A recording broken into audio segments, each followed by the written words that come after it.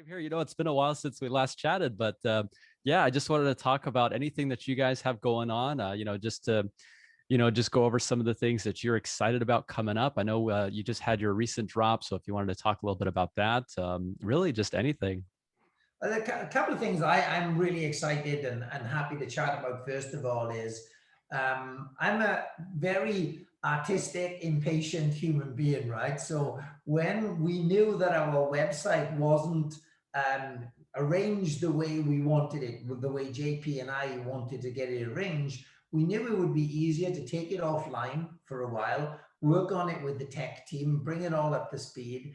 And I'm just super excited about the efforts that the whole tech team have put in the background, and really delivered now a structure that we can start scaling up with other artists, with other people over time. So I just feel as if we're in this like 90-day run-in to the smart contract era. And I feel as if, as a team of people, JP and myself and all the other guys in the team, we're really getting our act together, really getting organized to onboard literally thousands of artists and make an enormous impact in the art community around the world. So that's what I'm excited about. We all know that the marketplace is, going through huge ups and downs and all sorts of rises and falls.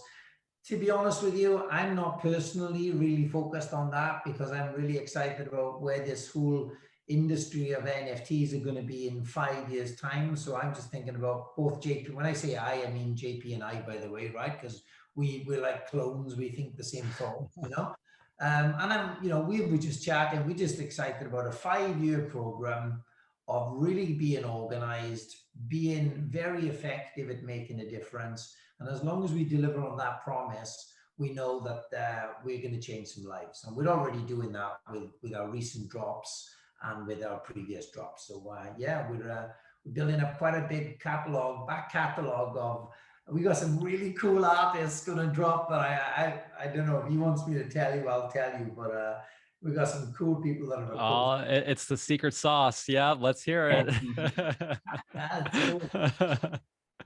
Yeah, that's exciting. What you guys are building, it's a platform for these artists. Just taking a look to see your recent drop, it was so cool because it was actually from somebody who's native to Africa. And just to think about all the really exciting things that Cardano is already doing in Africa, to have a platform that these artists can come to and, make their art available to anybody around the world. And by doing so, actually create some type of financial opportunity for themselves. Being able to do what they love, and then also having a way to support themselves, really.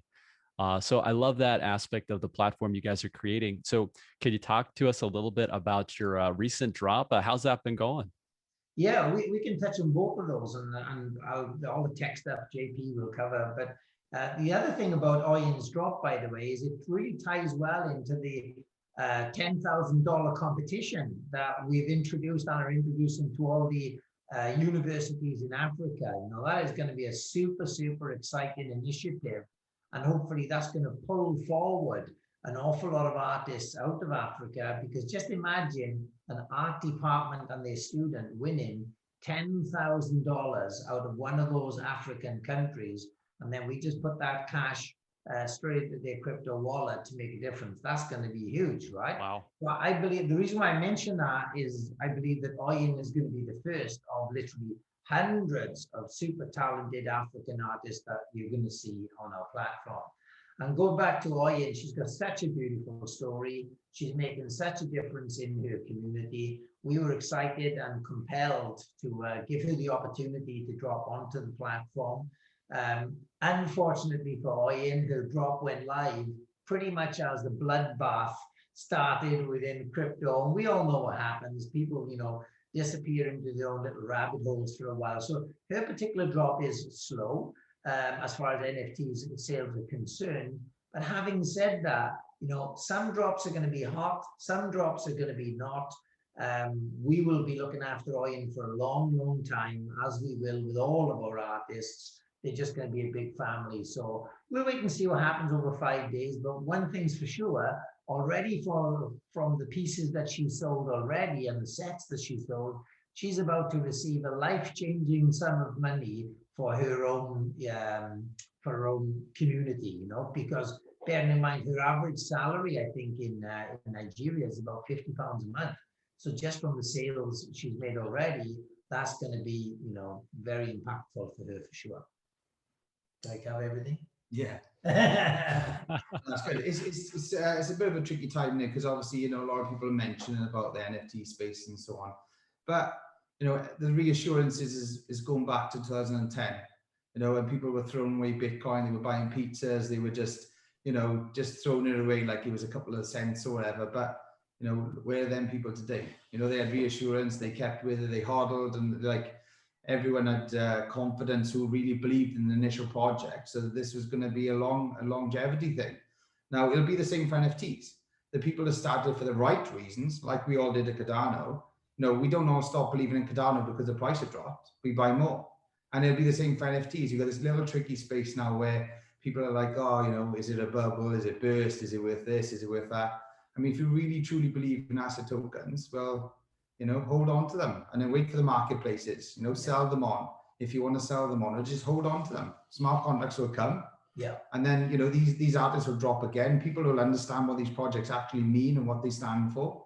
And, you know, where we go into Africa, I mean, if they do $1, they do $1 million. What we stand for is a project over 5 years.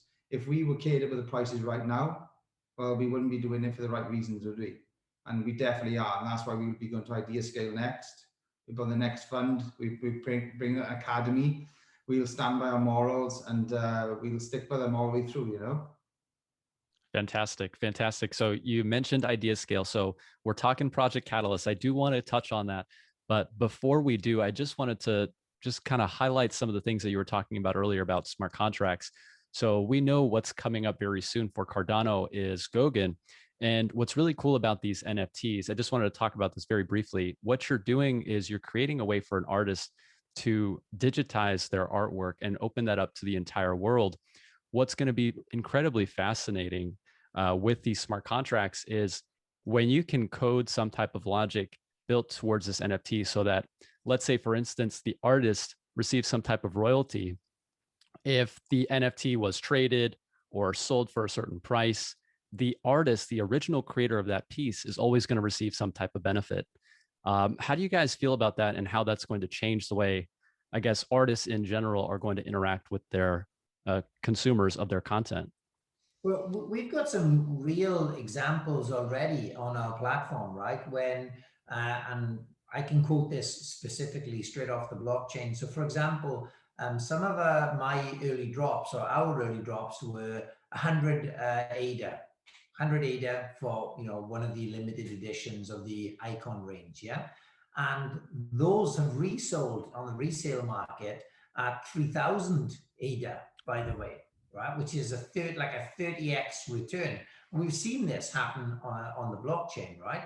So just imagine if there was a 10% royalty attached to the smart contract of that NFT, then that would have meant a further 300 ADA coming back to ourselves, the artist. But these, you know, we were just testing the waters of the NFT world. We just obviously, smart contracts are not available right now. So for our initial drops, there's no royalty that we can recover from those initial NFTs. But as these smart contracts get attached to all the forward drops, you know, going forward, obviously, as artists sell their work initially, when it resells, and JP's got some numbers on resales, when it resells and resells and resells and resells and resells over a period of time, the artist continues to get that 10%, 10%, 10% of the resales. So it's super exciting for artists. Yeah, and I think that's what the questionable part of an NFT right now is, because we've all seen, obviously, us guys who were in it quite early, and including yourself, KAIZN, obviously, and it's like we've seen it go hyped up. We've seen it, you know, sell, resell, because people are like, quick, get onto these. They're going to be a big thing. They're going to be the whole journey, which we definitely are. And then obviously we've seen it then like go down, and then we've gone, people have questioned, you know, how are they going to resell them? Are they worth anything? But because without smart contracts, that's what creates the doubt, and you know, that's what makes people question, because when they come and they resell, they're able to resell with standards. And when I say standards, I mean, you know, this sort of rule set of how they're going to resell them, how much for, and the artist actually gets the money back with royalty. Then people, this sort of like rules in place. And I think that's what will make people feel a lot more confident and secure about their investment, you know? So I think it'd be a really positive thing. And, you know, I see people have different opinions on art, right? So for example, like, you know, we personally, we know, you know, what art background we all come from. So we're going to be more aimed at selling our art. You've got a different type of artists, you've got animators, whatever. We respect all arts, but some people don't. And that they'll only specifically buy the type of art that they like. And they might have opinions. We hear some art, I mean, people say, no, you know, they wouldn't buy cartoons. They'd rather buy fine art. Some people are into gaming. They'd rather buy gaming art. They don't want fine art. So that's fine. That's everyone's own opinion. But what the bubble does, if the bubble has burst to a degree for now, until smart contracts come, what that does, it actually is acts like a filter system. So it filters out what people don't appreciate as art, because then the standards means that people can't go on Google and just rip off an image and put it through a filter. Yeah, for me, exactly. So it's a really positive thing, really. So when it comes back round, it'll only be the best of what the best artists give, and we won't filter any sort of bad vibe towards, you know, good art. You know? I think JP's been really polite as well, by the way, right? The truth of the matter is the NFT marketplace has had a few rogues in it. You know, there's been some bad experiences. We don't have the specific facts, but we know that there's been some. I just not say it. Yeah, we know that there's been some wrongdoing, let's say, in certain platforms and in certain activities. That's about as specific as I want to get right now, right?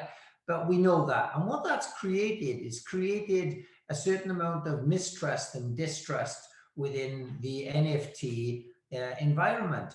And what we want to do is we want to try our best to make sure that when you see art getting represented on our website, it's done with integrity. We've checked the socials. We've made sure that the artists that are dropping are real people with real pieces of work. And over time, we know that if we maintain those levels of integrity, those digital assets that people are purchasing are going to increase in value.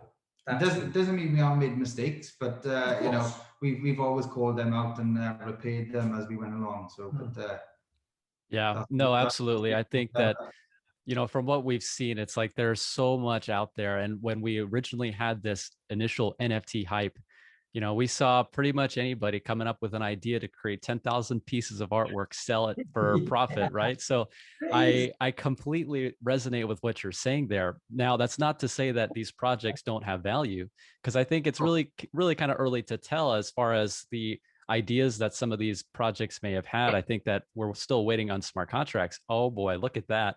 Hey, check that out. Oh man, look at that. These things take time to paint, right? Exactly. That's man hours right there, right? Yeah. Could you tell us a little bit about that? Yeah, check that one out. That's awesome. He's the coach of the British and Irish Lions that are toured in South Africa. So that's the elite rugby players that played from all of Britain and Ireland. And he's actually signed there last week. I see that signature there on the bottom corner. That is incredible. He's gone to get a captain now.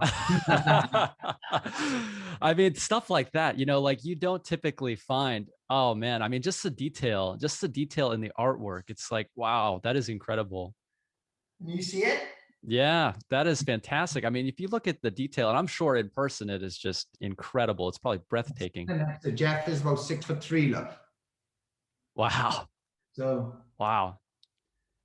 So the reason why I grabbed those paintings quickly is because we were on the subject of integrity, and we were on the subject of doing the right thing by investors and everything else, right? JP and I are super excited to be dealing with real artists producing real work, real people, you know, and as long as we stay on that path, I think we can do the right thing by our investors. Absolutely. Absolutely. So guys, that is super cool. You know, we're looking forward to all the amazing drops that you guys have coming up, because I think what your grand vision is, just from what I gauge from it, looking from the outside in, is that you're trying to create a platform that is inclusive to artists from all over the world. you know, wherever their backgrounds are from, it doesn't matter, whatever type of skill set they have, if they're passionate about what they do, I think that's what you're trying to do. And it's really nice to follow that, because I think we are still in the early days. So what you guys are building, it's just fantastic. Now, you guys had also touched on idea scale. So before we get off on too much of a tangent, I just wanted to just kind of wrap around back to what you were talking about there. So could you tell us a little bit about that? So you guys going for Project Catalyst? So if we are continuously on about how we want to educate our artists and educate people on standards, we have to sort of fit the bills ourselves, don't we? And I think because we jumped in the deep end so early, we learned everything the hard way, haven't we? And, you know, we've been on calls with me privately as well. And we sort of, you've been giving us tips, and Maria, Alfred, everyone sort of, we respect in the community and add a little bit of help. So because of our own doings and in the hard way, we want to now show everyone everything we've learned and teach them as an academy. So we want to bring all these people over from all over the world, and then not only show them, we can train them, we can teach them all the bits of skills. And that's from like whether they got, because you got to remember, some people haven't even got a social media. They might not have access to a computer, but they might be an amazing artist. So we want to show them that, and we're going to set up these different academies. We're going to teach them all the things they don't know, you know, and we've got someone from every area in our team now that pretty much cover everything. So we've shot some great videos recently, which, you know, that are going to be featured then within our academy. But one of the cool things for us is when you onboard artists, some of those artists come to you with some great skills. So one of our artists, Jason Matthias, has already written some fabulous training courses for artists to help them get themselves organized, help them to monetize their creativity. So what we want to do is we want to make sure that our academy invests in an artist's general organization skills so that they can financially monetize their own creativity, so they can stay in the creative space and succeed as an artist. Now, part of that is obviously NFTs, of course, right? So we're going to be schooling them on how best to survive in that particular arena, but we're going to do our best to contribute to them on many other levels via our academy as well. And we're hoping to present all of that program to Idea Scale in time. And then we hope that the Catalyst, you know, Foundation people look favorably upon that, because we believe it's going to be a great investment in the whole creative space. Because if we train them in all them areas, we've got a painter over 40 years, we got a graphic designer, we got a really good tech team now with extended family, 3D designer, a product designer, we got now a videographer, we've got a social media team, marketing, photographer. So with the team now we've accumulated over this time, if we've learned that much together as a team, imagine what we could teach one individual that came to us from Africa who barely got access to a PC. So if we were to teach them all them things, the success of that then would be a successful drop. And the super cool thing, don't forget, is the diversity of our testimonials. That's what we're going for. So one of the reasons why we chose Oyen with her pen drawings, she's not using an Apple iPad and super Adobe suite of stuff, right? It's a pen and a piece of paper, right? And we didn't touch it. As the NFT, we just left it clean and simple. We didn't digitize it. We didn't touch it. We left it simple. All of that was deliberate so that we can create this wide, diverse range of testimonials so that all artists looking into this platform can say, hang on a minute, if I'm a digital artist, I can drop. If I'm a physical artist, I can drop. If I'm a ballerina that's just been filmed working hard in her studio because she's got a super cool friend who's a videographer, there is so many ways we can contribute to the artistic world. And I actually put my foot down this time. I wouldn't digitize it. Jeff, you know, from our first conversation, Jeff said, you've got to do it. I said, no, no chance. But can you imagine now, for example, you know, giving it the devil advocate, can you imagine now in, say, 5 to 6 years, and you go back and look in the Cardano NFT space and people missed out on his drop, right? It's like fashion. We're going around now wearing all our clothes our fathers and all our war, right? Yeah. Fashion goes wrong, same as it does in art, right? Can you imagine if people missed out on a simple pen drawing as an NFT before smart contracts come out, what that would be worth in 5 to 6 years? And she goes on to blow up and big time. And then they could have had it for the equivalent of $75 when Ada then gets to $10. Yeah. Yeah. and that's what I'm saying. It's still open for 10 days, but that's what people got to remember. It's like if they are just in there for an investment, not for self-purpose. I mean, I think looking back, I think it's a bargain, you know, and I think people are really going to regret that. Yeah. And the other thing, Kaizen, people will realize that we're moving around drop times, drop periods and everything else, drop prices. Hey, look, this is our chance. This is our 90-day period, really, where we can test drop times. We can test limited editions. We can test open editions. We can test different price points. So, you know, all of this is for us, allows us to gather a lot of data. We're constantly just trying to do the right thing. So as far as OYIN is concerned, because there's so many fluctuations in the marketplace, we've done our best to provide people with a very, what we feel is a super attractive offer for a young lady that's got a very bright future ahead of her. So, so yeah, there's a lot of moving parts to this right now. It's exciting though. Yeah, no, absolutely. There are a lot of moving parts. But still, I just like the idea that you guys are creating this platform. And with Catalyst, it's almost like, so with an academy, really kind of bringing the tools that would be necessary to onboard these people into your platform. So it's like you guys are thinking about a whole lot of different things here. So I really enjoy all the different perspectives that you guys are bringing to the table with that. Now, as far as some of the different pieces of artwork that you guys are looking at, so we had talked about this pen drawn art all the way from Africa, you know, like that's incredible. But then Jeff, you also talked about if you were a ballerina. So I wanted to talk to you a little bit about that. Like, how does it work exactly? So if you have, say, if you create some type of art that is, say, a video, or maybe if you were a musician, so like, how would that necessarily work with your platform? Yeah. So, you know, from like my background, you look at marketing and all as well, right? So there's a couple of different angles where these tokens are going to take you. So at the moment, everyone sees it as a simple, right, I'll purchase the token, I've got that digital image, I got 1 of 100, let's say. So then I think it's got to a point where people are questioning, right, okay, what more can come from that? Well, if we look at marketing backgrounds, so why can't we, for commercial use 1 of 100 pieces on your, and buying it for commercial use, like when you go to like get the images and so on, and you would purchase, you know, tokens to have 19 images, which will last you on a monthly fee. So when you come to like dance and all these different moving images, then people want to use them, whether they use them for videography. You know, you go to companies like VectEasy and BrushEasy and so on, you use their, you know, and they all work upon systems of tokens. So I think that's where the next direction could be used. I got a simple illustration for you to help you visualize this. Follow this little illustration. Imagine if somebody videotaped Michael Jordan's final basket. Yeah. Right? Yeah. Michael Jordan's final basket drops, perfect slow-mo video, great angles, really evocative piece. And there are 100 limited editions of that drop that you can own globally, 100 digital assets globally. You can imagine what that's from, right?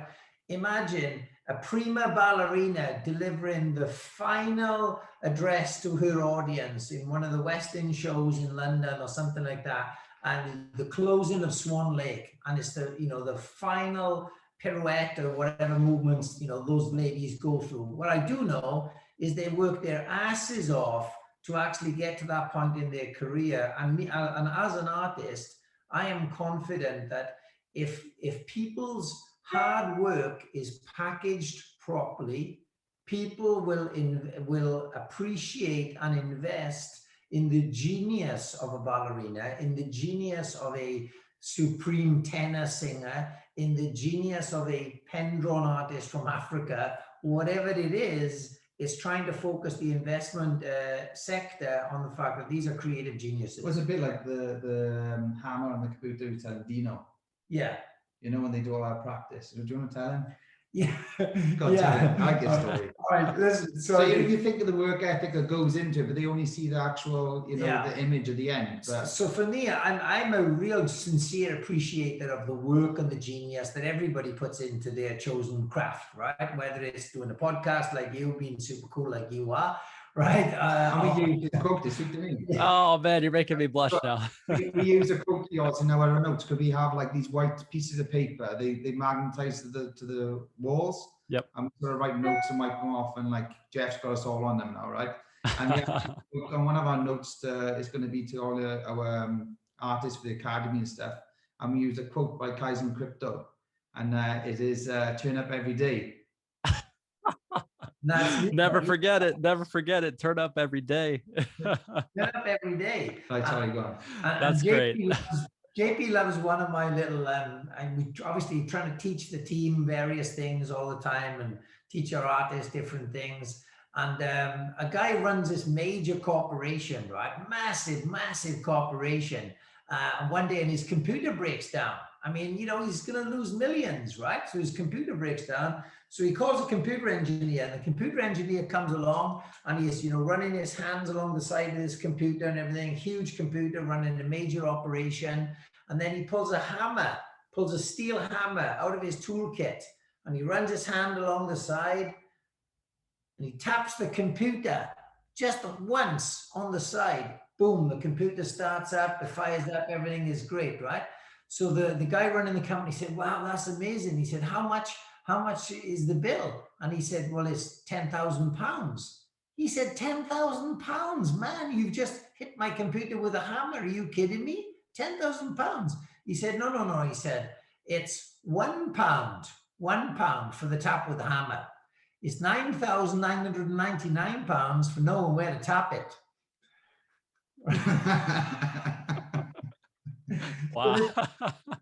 So look, you know, a lot of people do not understand or appreciate that you don't acquire skills in 5 minutes, right? It takes years and years and years, 10,000 hours of practice. You know, we've all read the book, The Tipping Point by Malcolm Gladwell. If you haven't, everybody should read it. You know, it takes 10,000 hours to master any skill, right? So hopefully with us showcasing people's NFTs, we paint a picture of their backstory as well and say, look, these guys have been working their butts off for years. I mean, this is an artist worth collecting, and there are going to be thousands of them. Wow. Wow. I love that analogy. Knowing where to hit the computer is worth more. Definitely. Kaizen, going off that as well, I'm not sure if people quite understand the whole prototype of the website, is that, you know, when we have the verified section, so do you know, like we at the moment, we have the bio of the artist in each one. Not everyone will get that. Only the people that actually get to the top of the website would become a verified artist. So that's why we can have that gamification to get people to want to work harder to get through the academy in order to learn all these skills. And when they get to a certain stage of selling certain amounts, which we'll put in place at certain points, and then they'll get the opportunity to be a verified artist, and then they'll get a bio, and then they'll get the videographer to make them a video. We'll create them a banner. Other than that, they'll just be an NFT sort of drop on the page, you know, just on the marketplace. So, I mean, that gives somebody to work towards it then, you know, and that's something we really feel quite passionate about, don't we? Yeah, I mean, there's going to be an opportunity when people join, when artists join our platform and they upload their NFTs, obviously they're going to go into the academy, right? But we're going to have that vote to promote mechanism within the site. So as artists appear on the site, as the community votes in a decentralized fashion, as the community votes for that artist, then they start increasing their visibility. As they increase their sales and visibility, we can obviously invest more assets within them, more PR, help them blow up as a general artist as well. I see. Okay, I got you. So it's almost like you're creating some form of credentials for these artists so that they can get verified, saying that they have gone through your program and that they have the necessary skills. So I like the thought process there. I think it's almost like the equivalent of, you know, you were talking about the 10,000 hours it takes to become proficient in a skill. So you're actually giving them that blue check mark or the green check mark or whatever type of symbol it would be on the website. A mad check mark. A mad check mark, yes. They're going to get a little mad logo. Nice. Fantastic. I mean, just the platform and the ideas that you're coming up with, it's something that I'm really looking forward to, just because I know that there's so much talent that is coming into this space now, and it's attracted to Cardano especially, which is really exciting because we have yet to see what's possible with smart contracts. So very excited for that. Now, is this something that you guys are looking at as far as your Project Catalyst proposal? Is it something that you're going for in Fund 5 or is it Fund 6? Yeah, I think it's going to be Fund 6. because Fund 5, the period of time, as I think we missed the initial period of time. So I believe it's going to be Fund 6. So that's probably going to be 10 weeks away, I guess, and looking at how long the whole process takes. Okay. Okay. Very, very interesting. Well, I think it would be great to have you guys again to like talk about that as we get closer to it. But then as far as continuing our conversation today, so I just wanted to ask you all about where you guys see the overall NFT space going as we move forward in time. I know we talked a bit about your platform and, you know, what's exciting coming up with Mad and Art. But then as far as where you guys see NFTs kind of evolving over time, could you just share a little bit of perspective on that? Yeah, I can see different directions. I think we are going to be split a little bit in terms of, you know, NFTs are going to go in multi-direction in terms of, for businesses, they're going to be used for different things, i.e. products. I think physical products, that's something we're also looking at. We're going to bring to our space and our website so people can actually have something to gain traction with it. I can see it, you know, we know where they're going, you know, it's property, you know, even vehicles. I think it's going to go every direction, but we'll still obviously be in our lane working hard and trying to use adaptation and everything, you know. Yep. I think it's going to be, I think it's going to be very tough. We should talk about app developers right now, because one, we both mentioned it on this call. By the way, obviously the platforms in the Ethereum space and everything else, and we're sitting on a website within the Cardano space right now, but we are going to be reaching out and looking for some super intelligent, super cool dApp developers going forward, by the way. So if you know anybody or you're listening to this video, drop us an email, because obviously we want to be, you know, expanding and building the platform. So and it goes off our subject, and we know, we can foresee certain things that we can see it going, and you know yourself, Kaizen, is that it's gonna be a lot bigger than just art at the moment, you know, and I think that's where a lot of people are preparing for it, aren't they, you know, but that's our alley.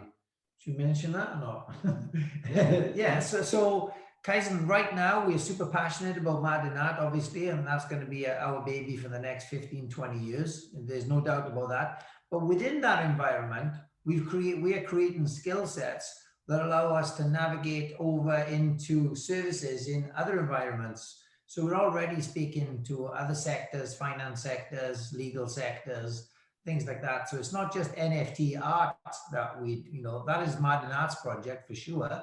But JP and I are speaking already to significant players within other sectors, other industries. I think we even mentioned in the first call, didn't we? Each part of our team, like sort of Jeff said to everyone what was their sort of ambition, what was their dreams, and everyone's got their own dreams within our team, and we want to help push each individual part of our team to get their dreams. So these smart contracts are going to allow some of these things, and we get ideas on a daily, and where people want physical products. I actually put a little little poll out on Twitter the other week. I actually put one up saying about what physical products would people like to see, and we had some come back with, like, you know, they like merchandising, figurines, you know, and things like this. So we're going to look on every one of these avenues, because it's use case now. We know that when smart contract comes, it isn't just a simple NFT. It's going to be use case. Where can this art be? How can it be used? And that's why I was going to mention about marketing and commercial use earlier. Is because, you know, people want to see what they're getting for their money, what they're getting back, and that's where we're going to push it next. Gotcha. And that's huge, I think, because I actually had a very interesting conversation with another community member who is creating NFT type jewelry. So to have a physical aspect behind the digital, right? You know, you're kind of combining the best of both worlds there. You have a physical representation of a NFT. What that does is it creates a way to be able to validate the authenticity. And then when you tie in smart contracts with that as well, you have the possibilities. Really, they're endless, but just to name a few, it's like you would have, like we were talking earlier, the ability to create some type of royalty built into that NFT, so that every time it trades, you are not only exchanging the physical item, but the original creator of that artwork is also receiving some type of dividend. So yeah, I think NFTs have a very bright future. You know, what you guys are doing with Mad and Art, very interesting as far as, you know, fine art that's being aggregated from all over the world. It's like this entire platform that's being built out. But then to think about also concert tickets, credentials, plane tickets, right? I think it's going to be a killer moment when we see on your iPhone, you got Apple Pay, right? The wallet app. You're going to have NFTs built into this wallet, and people aren't even going to realize that it's built on blockchain. Yeah. You know? Yep. There's no, I mean, you're already touching on things. Obviously, tonight we're talking specifically about Mad in Art and artists and everything else. And we're just sort of drifting into the possibility sector of what can go on. And the truth is, it's limitless, isn't it? You know, we could speak for 10 hours and not even scratch the surface. Very true. Very true. Yeah, I'm excited for it, guys. I really am. And, you know, with Mad in Art too, nice to see all the amazing paintings that you guys got coming up. I mean, Jeff, I mean, you've been doing this for how long now? Tell me again. 40 years. I've been an artist for 40 years. 40 years. The ignition point for the NFT side is working with JP, you know, because I'm here in the studio creating physical art, of course, right? And I love that. And I've got some magnificent commissions coming up in the next 6 months, you know, some amazing stuff, right? But it's so exciting to hand that over to JP for the digital enhancements. I tell you what we got, look, and I can show you this quickly, right? This is an artist. Can you see that on your screen? It's a little bit of a glare right there, but I can see the name. So we got the Stephen. Okay. Oh, there we go. Okay, yep. Okay, so that's an Instagram page. Yeah. And it's Stefan Bruch, is it? Yeah, Stefan Bruch. We call him Banana Man. So at Stefan Bruch, right? I'm just going to show you something, right? This guy carves bananas. He makes art out of bananas, right? So this is a real banana carved. Can you see that? And wow. It's digitized. Can you see it? Whoa. Right? So he makes banana sculptures and stuff and converting those into NFTs. So we're in the process of getting him organized right now, right? But I got to tell you, there are so many cool artists out there. And that's the hard thing. The people keep coming to us. They're like, oh, just drop our art.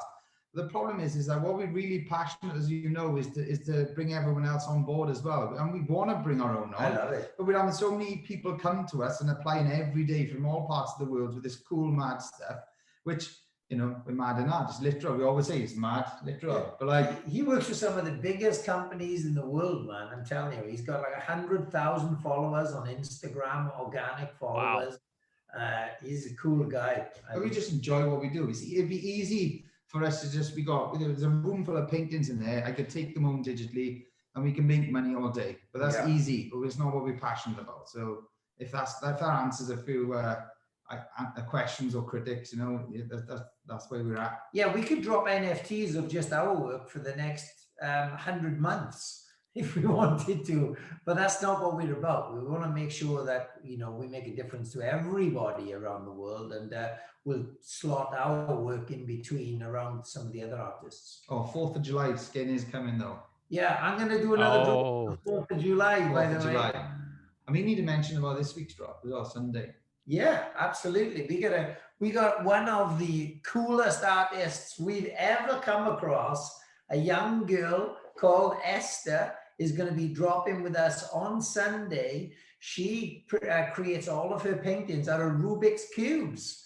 So she literally gets a Rubik's cube, and then she moves all the pixels around in the Rubik's cubes, and then she puts that into a canvas. If you go onto our website and onto YouTube as well, also, on our YouTube, and you look up Esther Basha on our website and on our YouTube channel, you'll see some of the coolest videos you've ever seen of her literally moving millions of hand movements to create her paintings. And these things weigh like 40 pounds, and they stand about 6 foot tall. They're similar size to yours, they're the same size as these. So could you imagine? So we're talking physical Rubik's cubes, right? Like not just KAIZN, right? Yeah. Could you imagine from when we started that interview we had with you, and we were like, right, we're gonna, you know, Jeff does a painting, we take a picture of it, we have a photographer in, I take it, digitize it, but then we send it away, have it NFT'd and so on, right? And it's come to a point now we've got this girl from Panama that comes to us and with her father, and then now he has to drive into their village or town to go and buy more Rubik's cubes. They sell out the shop, right? She physically makes them in accordance to the color. She plans them out digitally as well also, so she got a color chart to follow. So it's a physical, a physical painting also, painting, but a physical image also. And then she's also been approached now to be sponsored by them. By Rubik's. Yeah. So, and believe it or not, she's a big fan of Dino Tomic. Yeah. No kidding. No really kidding. Following him. So it's just an example of an artist affecting another artist. So Dino Tomic, who's already dropped on our site, he has been inspiring Esther for years. So when I did an interview with Esther, she said, "Oh my God, one of my favorite artists in the world is Dino Tomic." So I was able to go back to Dino and say, "Listen, in Panama, on the other side of the world, you've made a difference to a young girl called Esther Basha, right?" Wow. And we've got time-lapsed videos on our website showing Esther creating, moving all of her hands rapid speed and then putting them into the painting. It's super cool video footage. I'm so excited for what you guys have coming up. I really enjoyed the conversation today. Of course, as far as how our audience can support you guys, I will be sure to leave all the links for your website. You guys have your stake pool now, so definitely we'll be sure to link to that as well. Just really excited to see your platform grow and keeping up with your progress. Good stuff, buddy. Thank you very much. Cheers, guys. Appreciate all the help. Thanks buddy. So much, guys. Cheers. Talk to you all soon. Ciao, ciao.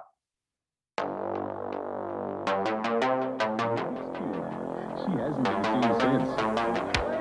Warning, once you get your hands on Rubik's Cube, you may never be able to put it down.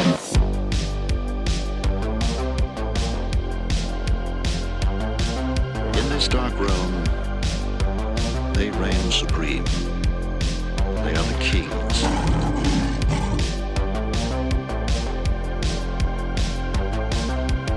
A creature of fearful power and stunning beauty.